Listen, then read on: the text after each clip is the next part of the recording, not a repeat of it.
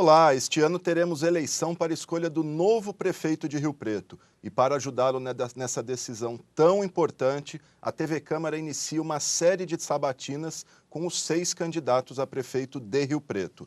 E o nosso entrevistado de hoje é Cauel Lotti, do PSDC. Essa sabatina terá duração de 45 minutos, divididos em 3 blocos de 15 minutos, mesmo tempo destinado aos outros 5 candidatos na disputa. Essa sabatina será exibida hoje e reprisada ao longo da nossa programação. Bom, Cauel Lotti tem 41 anos, é casado e tem 2 filhos. Ele é empresário e nunca disputou eleições anteriormente, tampouco ocupou cargos públicos. Seu vice é Marcelo Correia, do PRTB, partido com o qual está coligado. Candidato, obrigado pela presença e eu quero começar perguntando para o senhor, por que o senhor quer ser candidato a prefeito de Rio Preto?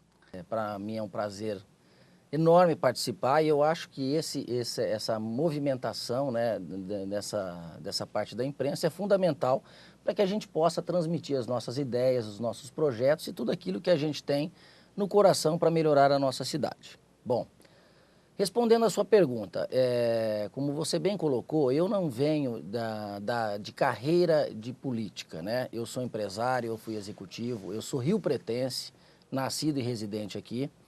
E há 1 ano e meio atrás, assim como a maioria da população, eu também estava indignado com toda a situação do nosso país. Mas eu até escrevi um artigo falando sobre isso, que muitas vezes a gente não pode só ficar indignado, né? A gente tem que sair da nossa zona de conforto e se colocar à disposição do povo para que se tenha novas opções. Na minha opinião e na minha avaliação, é fundamental que a gente renove o modelo que funciona hoje no país. Não só no nosso Brasil, como na nossa cidade, na nossa querida São José do Rio Preto. Quando me coloquei à disposição do partido para que pudesse disputar essa eleição, levei em conta o quê? Primeiro, a minha história, né? Eu sou riopretense, eu nasci, eu conheço, eu amo essa cidade.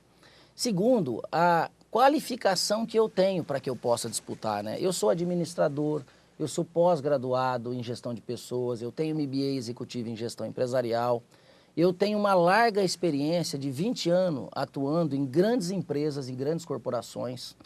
E comecei com muita dificuldade, assim como a maioria das pessoas, né, de família humilde, eu também venho de família humilde. E apesar das dificuldades, a gente conseguiu suplantar todas. Então a ideia é se colocar à disposição para contribuir, trazer todas as boas práticas que a gente tem feito no mercado privado e contribuir para o município, né? Quando a gente fala de gestão, hoje a gente vê o nosso país, a nossa cidade falar muito de crise, né? Apesar da crise, nós entramos, eu como diretor executivo de uma grande empresa de São José do Rio Preto, que gera emprego e renda para mais de 750 famílias, nós em 1 ano de operação, a gente está com bons resultados, a gente está conseguindo gerar emprego, gerar renda, a gente consegue buscar os nossos resultados. E isso é o quê? Isso é fruto de muito trabalho, de muita dedicação, de planejamento, né? De apresentar propostas que sejam consistentes, de ter um plano que ele tem início, meio e fim. Na política é muito comum a gente ver, assim como a maioria dos pré-candidatos, né? Tinham 10, 12 pré-candidatos. Isso é comum. Chega na última semana, todo mundo não é mais candidato, aí começam as negociações, os acordos. Desde o princípio nós temos um objetivo claro. Nós queremos oferecer para a população de Rio Preto uma nova opção de fato. Uma opção que não tenha vícios políticos, uma opção que não esteja preocupado com a satisfação de partidos políticos, mas esteja preocupado com o principal protagonista de uma eleição. Que quem é? É o povo. São as pessoas, né? É as pessoas que sentem na pele. E eu sou povo, né? Eu também faço parte disso, né? Então, quando avaliei a pretensão de ser candidato, foi nesse sentido, nos preparamos, construímos um plano de governo muito consistente e que vem ao encontro das necessidades da nossa querida cidade. E com foco sempre levando em conta as pessoas. Porque não adianta a gente ter uma cidade muito bonita, muito bacana, com vários projetos, só que a gente deixar de lado o principal, que são os moradores, aqueles que desfrutam dos benefícios da cidade. Então é com esse objetivo que a gente começa essa campanha e queremos apresentar todos os pontos aí com bastante confiança que será o nosso melhor projeto para Rio Preto. Legal. Bom, como eu disse anteriormente, o senhor nunca se candidatou a nada, nunca ocupou cargo público, portanto, é um desconhecido da grande massa da população. O que o faz acreditar que conseguirá se eleger prefeito de Rio Preto? Tem 2 pontos. O primeiro é que, ao mesmo tempo que nós tivemos até uma pesquisa aqui em São José do Rio Preto, só que essa pesquisa nós não tivemos outras, mas tem, em todas as pesquisas de intenção de voto, tem um ponto muito importante, que é a rejeição dos candidatos. Não foi apresentada. Então, todos os políticos que já estão aí fazendo o seu trabalho, eles têm uma rejeição altíssima. Então, eles já tiveram a sua oportunidade, né? A maioria deles são deputados, né? Então, assim, já tiveram a sua oportunidade de mostrar que vieram. Então, nós queremos oferecer uma opção nova. Porque, assim, o que é o executivo? O que é a função de um prefeito? A função de um prefeito é a administração. É colocar as pessoas certas nas secretarias, é colocar nas pastas, nas autarquias, pessoas que realmente tenham condição de fazer a melhor condução do trabalho.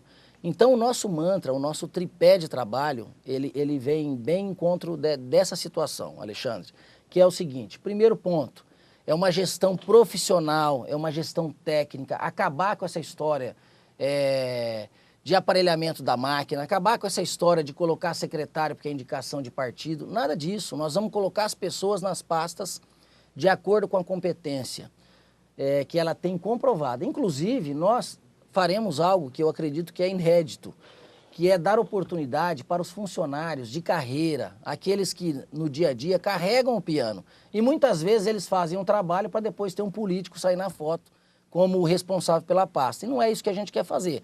A gente quer dar oportunidade para as pessoas, a gente quer, assumindo a prefeitura, identificar, iniciar um trabalho considerando a meritocracia. A gente vai implementar metas, a gente vai implementar acompanhamento e gestão, mas nós vamos implementar também algo que é muito comum e que a gente já aplica nas empresas que a gente atuou e que atua, que é dar as condições necessárias. Então, a gente vê em São José do Rio Preto muitas reclamações, questões salariais, questões de boas condições para fazer o trabalho da forma que se tem. Implementar, por exemplo, bonificações, né? Então, por exemplo, em áreas críticas como saúde, como educação, por que não fazer isso? Fazer uma revolução do ponto de vista de cuidado das pessoas, né? Para quem trabalha no setor privado, sabe bem que é isso, as pessoas são bem remuneradas, as pessoas têm bonificação. E eu tenho também um contraponto, que é o meu vice, que é o Marcelo Correia, que vai estar atuando diretamente comigo e que é funcionário da Receita Federal, funcionário público, que traz a visão do servidor público. E a gente imagina que essa casadinha, ela vai funcionar bem, porque ora nós vamos estar trabalhando com foco nos resultados, que é muito pertinente no mercado privado, e ora em toda a parte da regulação, de toda a parte da burocracia, e nós queremos fazer um trabalho intenso de desburocratizar o município. A gente vê que muitas coisas não acontecem porque é muito burocrático, e nós queremos acabar com isso. Nós queremos atuar fortemente na questão dos cargos de apadrinhamento, né? Nós trabalharemos e atuaremos na redução de algumas secretarias, então já está no nosso radar a redução da Secretaria de Governo, que é uma pasta, nitidamente uma pasta política, e nosso governo será um governo técnico, a pasta da Secretaria de Agricultura, né, e Secretaria do Trabalho, que são 3 pastas que nós queremos incorporar na Secretaria de Desenvolvimento Econômico. E aí eu parto para o seguinte ponto, que é desenvolvimento econômico de fato. Muito se fala em desenvolvimento econômico na cidade de São José do Rio Preto, mas eu, como empresário, como executivo, vivo na pele. E você que é empresário que está acompanhando a sabatina, a entrevista, você sabe. Hoje Rio Preto, ele é muito tímido com relação a isso. Ontem eu vi, inclusive, um ranking que foi publicado pelo Diário da Região, onde a nossa cidade aparece em 38º lugar, né? Nós elevaremos isso para estarem nas primeiras posições. Por quê? Por exemplo, nós temos, eu trabalho numa empresa como executivo aqui, na qual eu sou um dos acionistas. Nesta empresa, por exemplo, nós tivemos que abrir filial em Barueri para que a gente se beneficie de isenção do ISS, que grandes cidades já estão aplicando isso. E por que Rio Preto não oferece isso? Isso é um estímulo para trazer novas empresas, novas indústrias, para que a gente gere emprego e renda. Mas isso eu já posso afirmar, está no nosso plano de governo, e isso nós vamos implementar, que todas as alíquotas de 3% de ISS para as empresas de serviço, que é o grande pulmão de São José do Rio Preto, nós reduziremos para 2%, e nas alíquotas de 5% nós reduziremos para 4%. Com um objetivo muito simples, de gerar emprego e renda para as famílias de São José do Rio Preto, principalmente para os jovens, que é um outro número alarmante, que os jovens de São José do Rio Preto, eles não têm muitas oportunidades.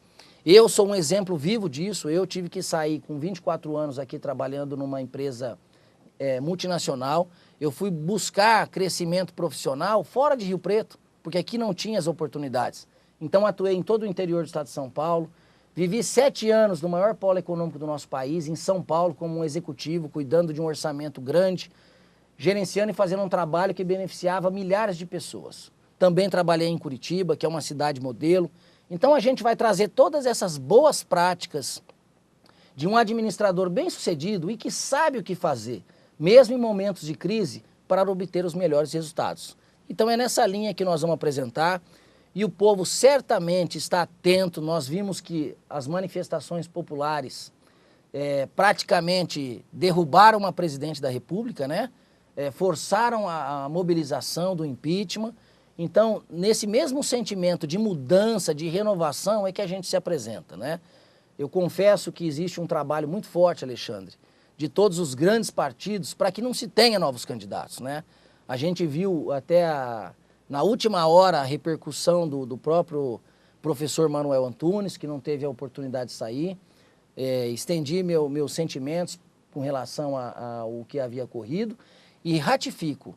Nós trabalharemos com uma bandeira nova, uma administração pública eficiente, buscando resultados, mas buscando também, sobretudo, entregar o que é de melhor para os colaboradores, para os funcionários de carreira, que são as condições para que façam o melhor trabalho. Legal. O senhor já falou aí do corte de secretarias, rapidamente para a gente encerrar esse bloco, essa seria a primeira atitude, caso o senhor seja eleito prefeito, o corte de secretarias e cargos comissionados? Sim, será a nossa primeira atitude. Nós teremos um governo com austeridade, nós faremos um diagnóstico rígido nas contas para que a gente evite corte, todo tipo de desperdício. A nossa formação de administração, e aqui eu gosto de dar bons exemplos, é assim, numa empresa do mercado privado, dificilmente você vai ver uma pessoa cuidando da área de financeiro, se ela não tem a formação de financeiro ou experiência. Você não vai ver uma pessoa trabalhando na área de TI, de tecnologia de informação, se ela não tem essa formação.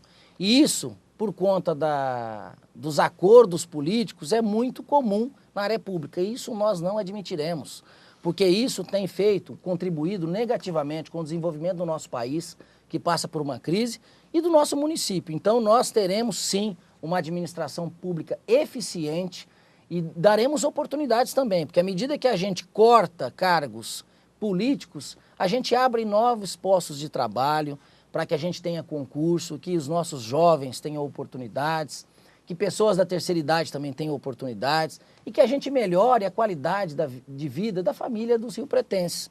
Então esse é o nosso mantra. Nós temos uma medida que será iniciada também de imediato, que é a implantação do gabinete transparente. O gabinete transparente, ele passa um recado que é, em tempos de lava-jato, em tempos de corrupção, nós temos que governar de maneira compartilhada.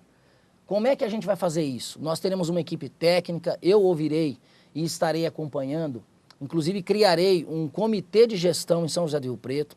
Nesse comitê de gestão serão convidados as entidades de classe, imprensa, a sociedade civil organizada, outros políticos, o povo, as pessoas, todos para participar efetivamente desse governo. Nós queremos colocar, inclusive no nosso gabinete, uma câmera onde será transmitido lá na recepção da prefeitura tudo que acontece no gabinete. Ok.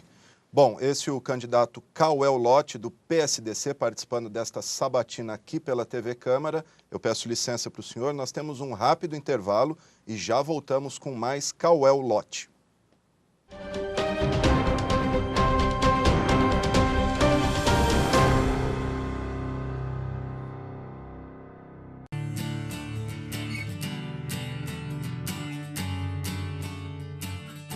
As novas regras de legislação trabalhista e previdenciária garantem o acesso da população a vários benefícios. Veja, por exemplo, as alterações no seguro-defeso. Elas vão trazer mais tranquilidade aos pescadores artesanais. O seguro-defeso é um benefício concedido aos pescadores que exercem atividade de forma exclusiva e artesanal, no período em que a pesca é proibida para que ocorra a reprodução da espécie. Ou seja, é um salário mínimo que o pescador recebe no período em que é impedido de trabalhar. Antes das novas medidas, a habilitação do pescador era feita pelo Ministério do Trabalho e Emprego. Agora, a habilitação é feita pelo INSS. O que muda com isso? O INSS possui mais agências próprias espalhadas por todo o Brasil, o que vai melhorar o atendimento e facilitar a vida dos pescadores na hora de se registrarem para receber o benefício. Para tornar a distribuição do benefício ainda mais justa e garantir que o mesmo seja pago apenas a quem realmente tem direito, foram necessários alguns ajustes. O pescador não poderá acumular o seguro-defeso com outros benefícios, exceto a pensão por morte e o auxílio-acidente. Quem recebe o Bolsa Família e optar pelo seguro-defeso deixará de receber temporariamente a bolsa enquanto estiver coberto pelo seguro. Após esse período, o Bolsa Família voltará a ser pago automaticamente sem que seja preciso tomar qualquer providência adicional. Há também um ajuste na comprovação da atividade pesqueira.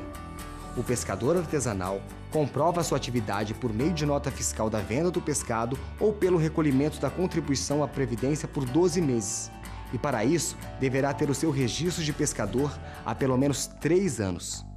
Esses ajustes servem para melhor identificar e beneficiar exclusivamente os pescadores que têm direito, evitando fraudes e estabelecendo critérios mais objetivos para a concessão do benefício.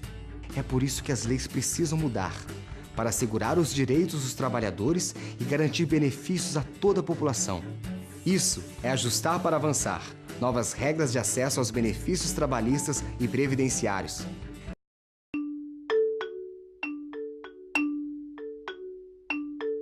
A Carteira Nacional de Habilitação, também conhecida como CNH, é um documento que autoriza o cidadão a dirigir. Para solicitar a primeira habilitação, é preciso ser maior de 18 anos, saber ler e escrever, realizar um exame de aptidão física e mental e um exame prático de direção. Você também precisará da cópia e original do RG, CPF, comprovante de endereço recente e protocolo de agendamento do serviço.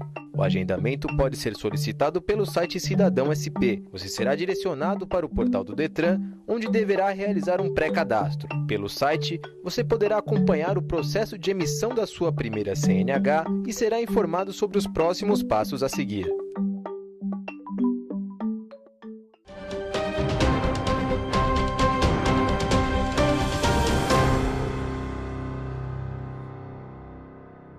Ok, gente, estamos de volta com esta sabatina TV Câmara, candidatos a prefeito de Rio Preto, eleições 2016. Nosso entrevistado de hoje é Cauel Lotti, do PSDC. Candidato, deixa eu perguntar para o senhor, na sua avaliação, qual o grande desafio da cidade de São José do Rio Preto? Bom, são vários os desafios. O primeiro desafio que nós teremos é reformular a equipe, substituindo as pessoas que estão hoje por nomeação política, por pessoas tecnicamente preparadas. Então, olhando desse ponto de vista, nós teremos muita tranquilidade, nós estamos otimistas com relação a esse trabalho. Por quê? Uma coisa é a gente pegar São José do Rio Preto com as pastas que tem, e a gente tem aí todo um funcionalismo público, mas nós temos a confiança que quando nós colocarmos as pessoas certas, nos lugares certos, as coisas vão melhorar e vão melhorar muito. A gente vê que São José do Rio Preto, a gente tem problemas básicos. Nós continuamos ainda patinando na saúde, né? A gente viu, inclusive, movimentações de greve dos médicos, teve que ter até intervenção para que a coisa continuasse funcionando.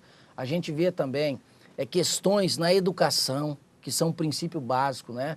A gente vê a questão de que a gente vai atuar fortemente na melhoria da qualidade da merenda das crianças. A gente viu um episódio de entrega de material sendo entregue fora do prazo determinado ou prazo elegível. Então, para nós, saúde, educação e desenvolvimento econômico é o princípio, é o básico para que a gente melhore a qualidade de vida das pessoas. E nós atuaremos fortemente nisso. O orçamento de São José do Rio Preto previsto é de 1 bilhão e 800 milhões, né, considerando o arredondamento. É muito dinheiro, dá para se fazer muita coisa bem feita, dá para se ter uma cidade bem melhor cuidada, com asfalto de qualidade, dá para se oferecer uma prestação de serviço público municipal de excelente qualidade. Quando a gente compara o orçamento de São José do Rio Preto, a gente chega ao número de quase 40% de 2 estados da federação, que é o Acre e o Amapá. Então é bastante dinheiro. Rio Preto precisa evoluir. Rio Preto precisa oferecer benefícios e incentivos para que as indústrias, para que o comércio decole, que ajude para que gere emprego e renda. Tem uma das coisas que nós vamos atuar também, é a questão da revitalização imediata e total do centro de São José do Rio Preto, né? O centro a gente vê a aflição dos comerciantes com a redução ou déficit de consumidores. Nós vamos trabalhar logo de imediato para viabilizar esse projeto de melhoria do centro de Rio Preto, para que a gente transforme o centro de Rio Preto, a exemplo de grandes cidades do Brasil e do mundo, num lugar onde seja um espaço vivo, que promova a cultura, que promova a arte, que promova a gastronomia, né? Com isso, a gente vai aumentar drasticamente visitas, visitantes, consumidores. A nossa própria cidade vai ser, que é um outro ponto que nós queremos trazer também, que São José do Rio Preto tem que ser uma sede regional, né? Que nós vimos aí recentemente Ribeirão Preto ter sido homologada pelo governador, mas São José do Rio Preto ainda não. Região metropolitana, Na né? região metropolitana. Então isso será também uma meta, nós vamos trabalhar fortemente junto ao governo do estado e governo federal para que a gente viabilize essas coisas. Vamos trazer também, quem sabe, uma universidade federal para São José do Rio Preto, a exemplo de São Carlos, né? Nós temos aqui tantos jovens, tantas oportunidades, uma cidade que precisa caminhar. Nós temos a própria EMPRO, que é uma autarquia, tecnologia da informação, e a gente vê a comunicação entre os órgãos, entre as áreas de Rio Preto não está integrada ainda. Então nós vamos promover uma revolução tecnológica. Nós temos uma meta de modernizar e profissionalizar a gestão pública de São José do Rio Preto. E nós temos experiência. Eu trabalhei muitos anos na indústria de telecomunicações, na indústria de tecnologia da informação. A gente tem visão, a gente tem competência e a gente sabe o que precisa fazer para que a nossa cidade continue a evoluir. Ok, candidato, o senhor declarou à Justiça Eleitoral que pretende gastar até R$40 mil nesta campanha. Da onde virão esses recursos, já que hoje pessoas jurídicas estão proibidas de doar para campanhas? Perfeito, uma ótima pergunta, Alexandre. Na verdade, os recursos virão, uma parte será doação minha, como pessoa física, para minha campanha, outra parte do vice-candidato, que é o Marcelo Correia, e nós acreditamos gastar até R$40 mil. Até porque, se a gente levar em conta o que pode ser feito, que é o santinho, que é o adesivo de carro e que é a própria bandeira, nós temos 45 dias de campanha. E uma das coisas que nós acreditamos é que não se deve fazer altos investimentos, porque isso até destoa um pouco da situação. Por exemplo, nós temos outros candidatos que declararam que vão gastar no primeiro turno R$2.390.000. É um absurdo. Da onde virá esse dinheiro que só pode fazer doação de pessoa física para viabilizar? E a segunda questão que eu levanto é se a pessoa está fazendo uma doação, por que motivo ou por qual motivo uma pessoa vai doar um valor tão significativo, né, um valor tão alto, para se fazer uma campanha política? Vamos pensar, se a gente dividir R$2.390.000 em 45 dias, nós estamos falando de gastar R$53 mil por dia. É muito dinheiro. E a gente tem que pensar o seguinte, nós vivemos recentemente um cenário a nível nacional, o nosso grande herói, que é o Sérgio Moro, né, que faz um trabalho excelente de combate à corrupção, que é o juiz, e um dos escândalos que mais aflora em todo o país e que demonstra a insatisfação de todo o povo é com relação à Lava Jato. E muitas doações foram feitas exatamente isso, para partido político, para candidato. Então a gente tem que começar, na próxima eleição, depois de todo esse cenário, mudar. Então me estranha, inclusive, alguns candidatos continuarem com as mesmas práticas anteriormente sinalizadas. Então, assim, nós somos contra esse investimento alto. O que a gente quer é apresentar para a população um projeto, uma oportunidade e um plano de governo consistente que venha ao encontro da sua necessidade. E dessa maneira, nós entendemos que tem que ser feita com pouco dinheiro e a gente sendo honesto, né? Porque um prefeito, em 4 anos de mandato, se a gente for arredondar, ele não vai ter de recurso R$500 mil. Em salários. Em salários. Como é que ele ganha 500 mil e ele investe 2.400? Então é uma conta que, no meu caso, como administrador, não fecha. Não fecha. Então é isso. O senhor é candidato pelo PSDC em uma coligação com o PRTB apenas. Caso eleito, como o senhor pretende adquirir a governabilidade sem o apoio de outros partidos? Excelente pergunta. Olha, o primeiro ponto é que a gente prevê uma ruptura ao modelo de acomodação política, ao modelo de politicagem que a gente tem dito. Porém, nós acreditamos que a governabilidade se dará com o apoio da imprensa, da sociedade civil organizada, do povo, que é o principal interlocutor e é aquele que merece toda a nossa confiança. E também imaginando o seguinte, os nossos projetos, eles viabilizarão a governabilidade. Até porque, quando a gente pensa no trabalho do executivo com o legislativo, deve existir uma harmonia, mas o legislativo tem que fazer o papel ao qual os vereadores foram eleitos. E o primeiro papel deles é o quê? Fiscalizar o executivo. Então ele deve fazer esse papel. O nosso governo é um governo transparente, que vai estar de portas abertas para todos os vereadores, para que eles participem também efetivamente, dando sugestões, até porque são eleitos democraticamente pelo povo e representam as pessoas na qual votaram, né? Nós acreditamos, eleger 2 vereadores na nossa chapa, né, na nossa coligação, e nós teremos a governabilidade pelos nossos projetos. Ok. Falar um pouquinho de questões administrativas. Hoje nós temos o subsídio à tarifa do transporte público, né? Subsídio que em pouco mais de 5 anos consumiu mais de 40 milhões dos cofres públicos, tudo para manter a tarifa a R$ 2,30. O senhor pretende manter esse subsídio às tarifas de ônibus? Sim, inclusive pretendo reavaliar para que a gente aumente o subsídio. Até porque Rio Preto, como uma cidade que nós queremos transformar Rio Preto numa cidade internacional, uma cidade às bases das cidades, grandes cidades do Brasil e do mundo, nós temos um projeto de mobilidade urbana de maneira inteligente a fazer a integração, a trabalhar com todo tipo de transporte público, a fazer uma avaliação muito profunda de toda a parte de mobilidade para que a gente proponha algo mais inteligente. Vou dar um exemplo para você, Londres. Londres é uma cidade exemplo de mobilidade, né? Inclusive foi um mantra, foi uma bandeira que o prefeito levantou e fez com que ele ganhasse as eleições. Então ele fez toda a revitalização, ele mudou toda a frota de ônibus por ônibus do conceito de sustentabilidade, alguns inclusive elétricos, tudo integrado entre ônibus, entre metrô, entre trem, entre inclusive o transporte via bikes. Então passou da hora de Rio Preto evoluir nesse sentido. Nós precisamos fazer um projeto mais amplo, um projeto que respeite os pilares, por exemplo, de sustentabilidade e inovação em tecnologia. Então é nesse sentido que nós caminharemos. E nós faremos uma avaliação, no mínimo é o que está, mas eu acredito que a gente pode reduzir mais o valor da tarifa de ônibus. Legal. Bom, ainda relativo a trânsito, os buracos são hoje talvez o maior drama do Rio Pretense. Como resolver esse problema?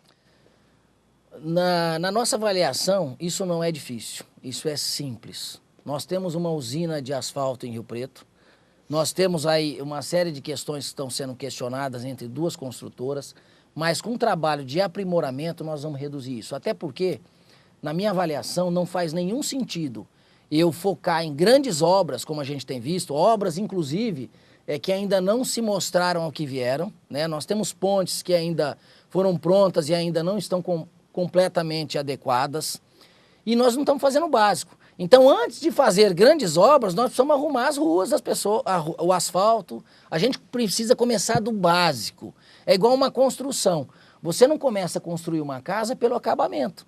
Primeiro você começa pela infraestrutura, né? Você faz o alicerce bem feito, você cuida de todas as partes, depois você começa a fazer a parte bonita. Então Rio Preto, eu quero dizer que às vezes a preocupação muito grande de se fazer grandes obras e que consome um orçamento que é grandioso e a gente não faz o básico. Então será a nossa prioridade, nós teremos as ruas todas recapeadas e de boa qualidade, que isso é o mínimo que uma cidade precisa ter. Sem dúvida. Na parte social, temos aí um outro drama, que são os moradores de rua, mendigos, que tomaram conta principalmente da área central, da Praça Rui Barbosa, Dom José Marcondes e Avenida Badibacite, entre outras. O que o senhor pretende fazer para acabar com essa população de rua?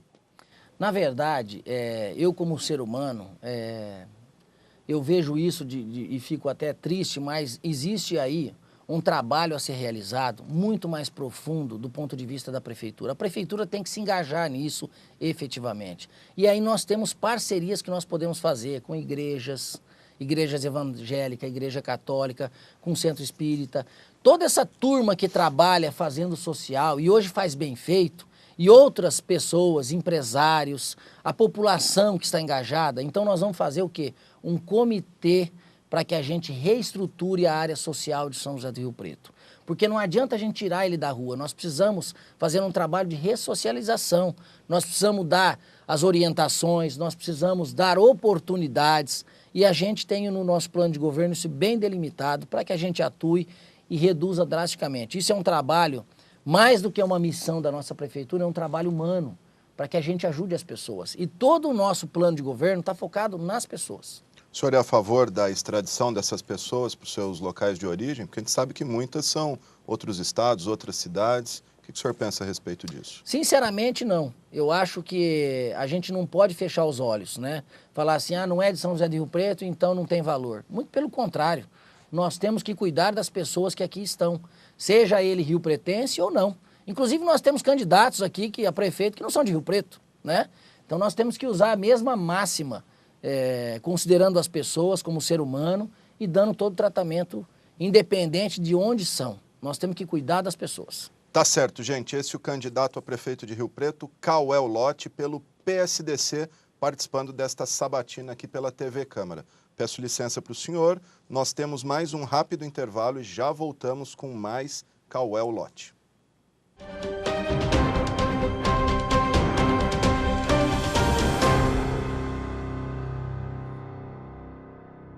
Andam falando por aí que com as mudanças da Previdência, agora a gente só vai se aposentar com 95 anos.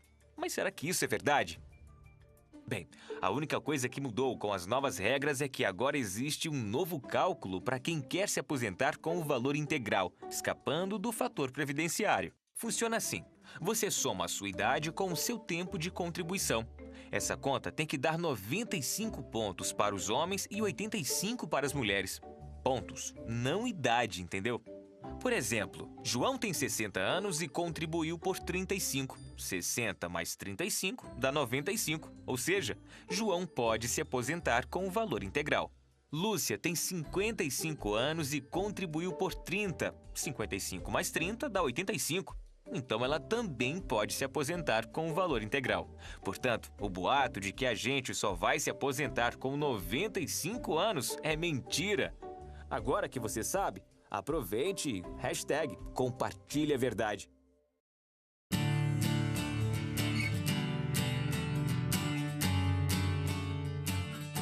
As novas regras de legislação trabalhista e previdenciária garantem o acesso da população a vários benefícios. Veja, por exemplo, as alterações no seguro-defeso. Elas vão trazer mais tranquilidade aos pescadores artesanais. O seguro-defeso é um benefício concedido aos pescadores que exercem atividade de forma exclusiva e artesanal, no período em que a pesca é proibida para que ocorra a reprodução da espécie. Ou seja, é um salário mínimo que o pescador recebe no período em que é impedido de trabalhar. Antes das novas medidas, a habilitação do pescador era feita pelo Ministério do Trabalho e Emprego. Agora, a habilitação é feita pelo INSS. O que muda com isso? O INSS possui mais agências próprias espalhadas por todo o Brasil, o que vai melhorar o atendimento e facilitar a vida dos pescadores na hora de se registrarem para receber o benefício. Para tornar a distribuição do benefício ainda mais justa e garantir que o mesmo seja pago apenas a quem realmente tem direito, foram necessários alguns ajustes. O pescador não poderá acumular o seguro-defeso com outros benefícios, exceto a pensão por morte e o auxílio-acidente. Quem recebe o Bolsa Família e optar pelo seguro-defeso deixará de receber temporariamente a bolsa enquanto estiver coberto pelo seguro. Após esse período, o Bolsa Família voltará a ser pago automaticamente sem que seja preciso tomar qualquer providência adicional. Há também um ajuste na comprovação da atividade pesqueira. O pescador artesanal comprova sua atividade por meio de nota fiscal da venda do pescado ou pelo recolhimento da contribuição à Previdência por 12 meses. E para isso, deverá ter o seu registro de pescador há pelo menos 3 anos. Esses ajustes servem para melhor identificar e beneficiar exclusivamente os pescadores que têm direito, evitando fraudes e estabelecendo critérios mais objetivos para a concessão do benefício. É por isso que as leis precisam mudar, para assegurar os direitos dos trabalhadores e garantir benefícios a toda a população. Isso é ajustar para avançar. Novas regras de acesso aos benefícios trabalhistas e previdenciários.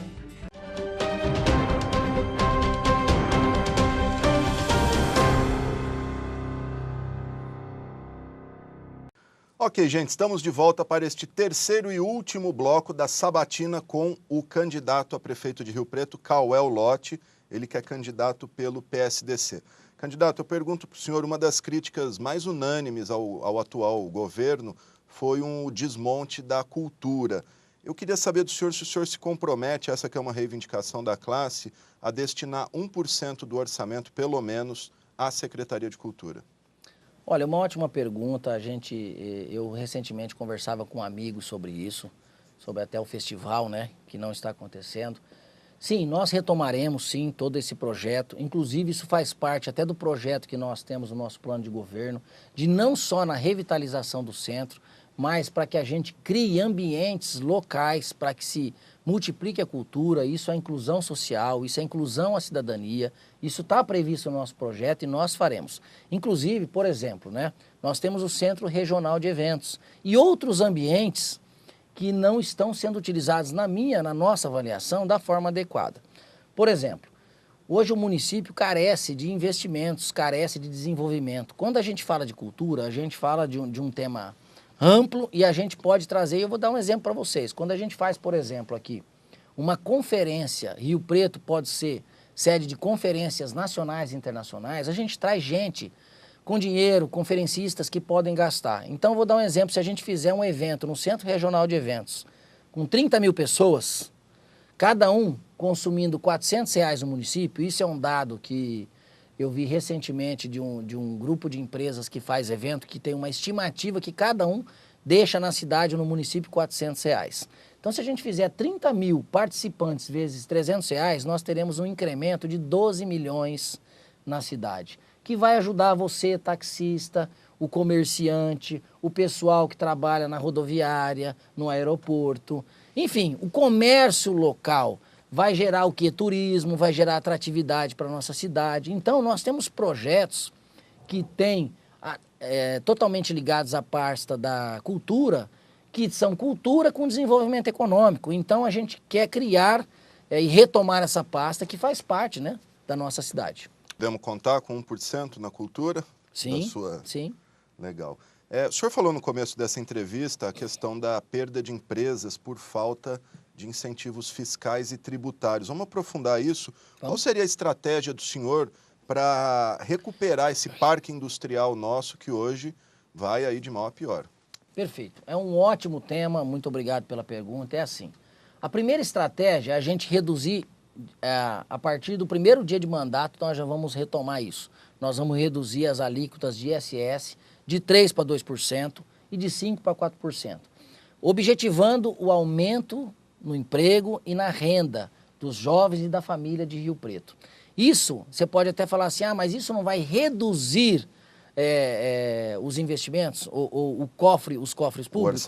O orçamento? Não, não vai. Até porque Rio Preto, ela tem até alguns cases que muitos conhecem de grandes empresas, parques, que tiveram a oportunidade de vir para Rio Preto e não tiveram nenhum tipo de incentivo. E nós vamos retomar isso. Até porque, para falar com empresas, eu tenho know-how para isso. Eu sou empresário, eu fui executivo de grandes empresas, então eu sei conversar com o empresariado. E quando eu falo do nosso gabinete transparente, eu quero dizer a você, micro, pequeno, médio e grande empresário, nossa cidade terá uma placa logo na entrada. Seja bem-vindo, invista em São José do Rio Preto. Será de portas abertas para o empresariado e nós vamos atuar fortemente. Se fala muito da criação de novos distritos. Eu pergunto, antes de criar um novo, nós temos que fazer bem feito o que já existe, né? Então nós temos o distrito industrial, nós temos o centro da cidade, que é o comércio. Nós vamos atuar de forma contundente, inclusive nós vamos fazer uma avaliação, porque desenvolvimento econômico para nós não é um pilar, é o pilar principal que vai potencializar e transformar São José do Rio Preto. Então, além da redução das alíquotas, nós criaremos também uma área específica para cuidar de transformar Rio Preto numa cidade de mundo. E aí nós estaremos atuando em parceria com as entidades de classe, com a CIRP e outras entidades, para que a gente coloque em pauta no município o que é melhor para o empresariado. Porque o empresariado, ele tem um papel fundamental no desenvolvimento econômico local. E isso a gente percebe que não tem acontecido. Rio Preto não tem a cultura de ouvir os empresários, né?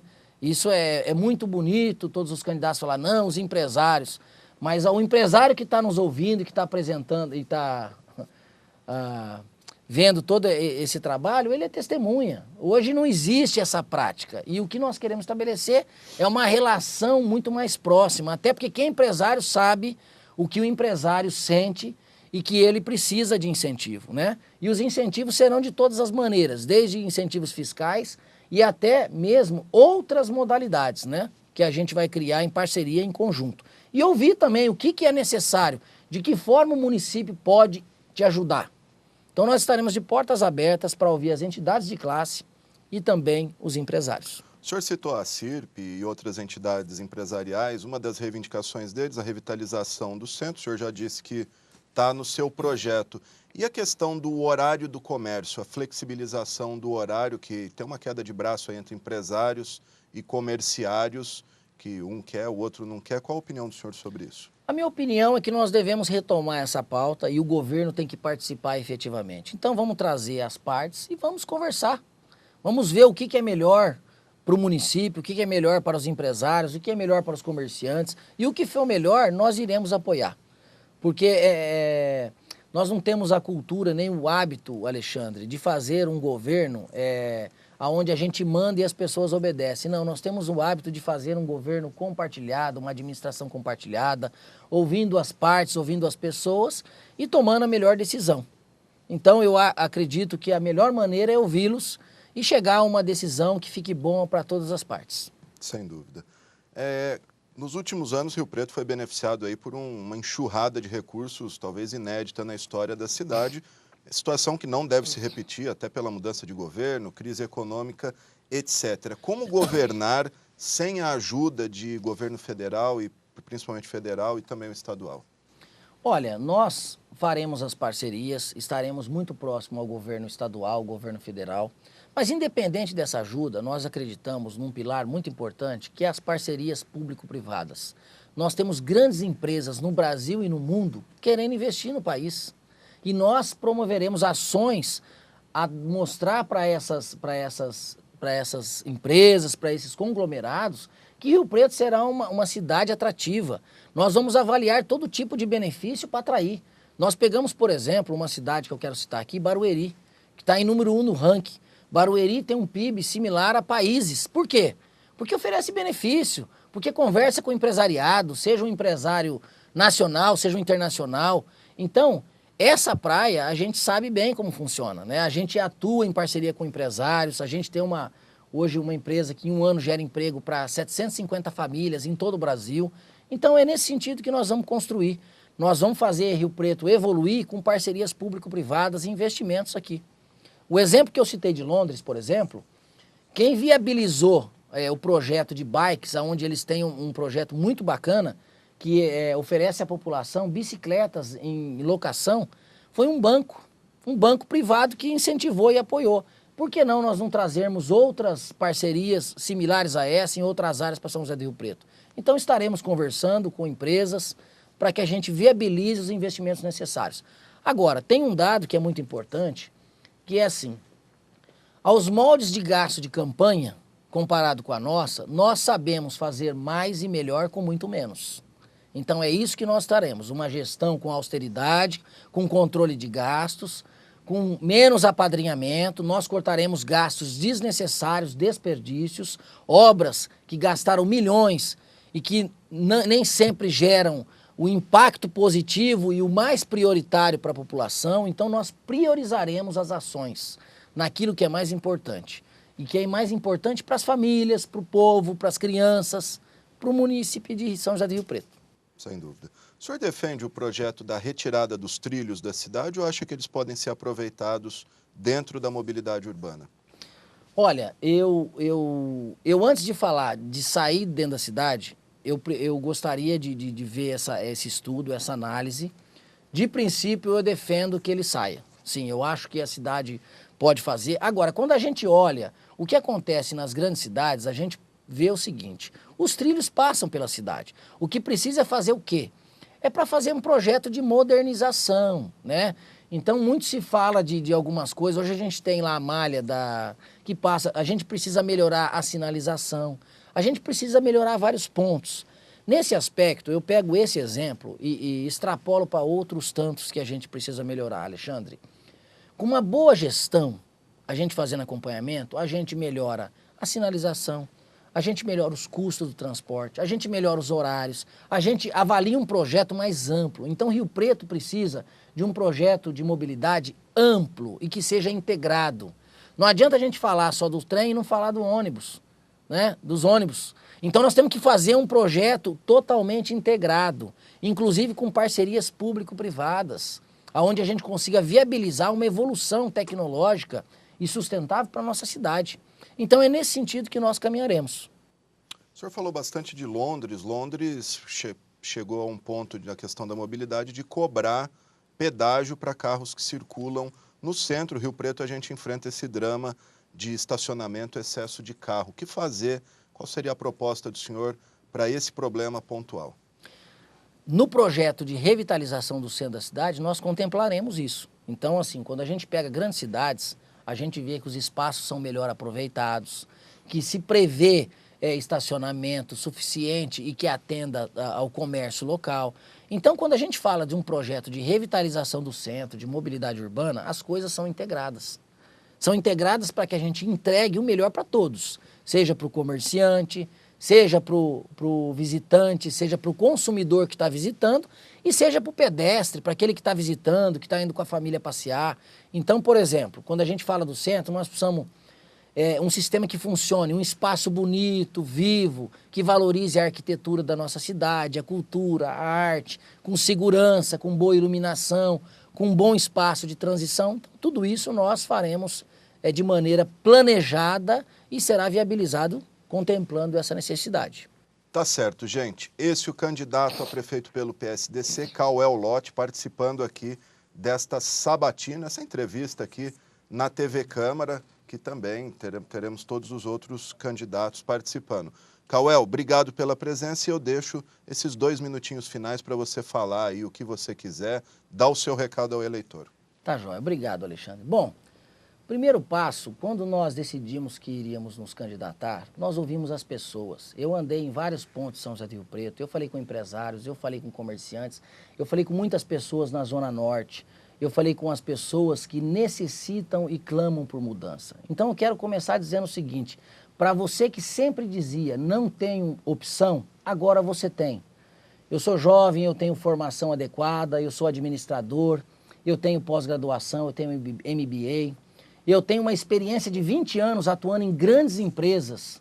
Hoje eu sou empresário em São José do Rio Preto, uma empresa que gera emprego e renda. Nós temos uma cultura de cuidar bem das pessoas. Nós sabemos o que nossa cidade precisa para evoluir. E nós temos um plano de governo consistente, que passa por alguns pilares, que é um gabinete transparente, né? Nós não toleraremos a corrupção. É um gabinete itinerante, onde nós estaremos uma vez por mês, localmente em uma região diferente da nossa cidade. Nós começaremos pela Zona Norte e lá nós vamos ouvir você, que sabe de fato o que você precisa para que o município contribua. E nesse sentido nós vamos caminhar atuando de maneira que a gente possa lhe atender. E eu peço a você que considere o nosso plano de governo, peço o seu apoio, peço o seu voto. Eu sou ficha limpa, eu sou empresário, eu sou uma pessoa, eu sou riopretense, eu sou fruto das manifestações populares que estão cansadas da politicagem, que estão cansadas de conchavos, que estão cansadas com esse modelo que tem se mostrado ineficiente, que tem se mostrado, inclusive, tem levado o país a passar por essa crise. Mas nós, com um modelo de administração bem feito, nós transformaremos a nossa Rio Preto ainda melhor. Nós valorizaremos aquilo que foi feito e bem feito, nós manteremos o que foi feito, nós melhoraremos e aquilo que não está dando certo nós vamos mudar e vamos em sentido às melhorias que atendem a você. Eu peço seu voto, eu peço o seu apoio, seu, da sua família, dos seus amigos, que você fique à vontade para me conhecer. Acesse a nossa página www.cauellote.com.br ou me procure no Facebook, nas redes sociais. Eu estarei à disposição para ouvir a sua necessidade e para propor projetos e ideias. Nós consideramos um plano que vai transformar nossa Rio Preto. Muito obrigado. Tá certo, candidato. A gente que agradece a participação do senhor aqui com a gente. Nós agradecemos a sua audiência e a gente aqui da TV Câmara espera estar contribuindo para a sua escolha, para o seu voto consciente. Um grande abraço e até a próxima.